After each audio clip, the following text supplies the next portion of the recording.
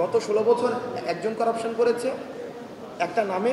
আপনি দেখবেন ঢাকায় আপনি একটা পরিবর্তন হয়েছে, কিন্তু ঢাকায় পোস্টারের জায়গায় পোস্টার আছে, ছবিগুলো চেঞ্জ হয়েছে, তাই না? আর প্যাটার্নটা দেখেন সেম প্যাটার্নই আছে, 3টা ছবি, 2টা ছবি, নিচে ছবি, উপরে ফিক্স ছবি। 2 নম্বরের যে প্যাটার্নে সে হচ্ছে এখন এম, আর নিচে হচ্ছে যে হইতে চায়। মানে এই প্যাটার্ন কিন্তু সেম আছে। এবং এই প্যাটার্নটা কবের প্যাটার্ন? এটা হচ্ছে যে প্যাটার্নের বিরুদ্ধে হচ্ছে আমাদের আন্দোলনটি ছিল।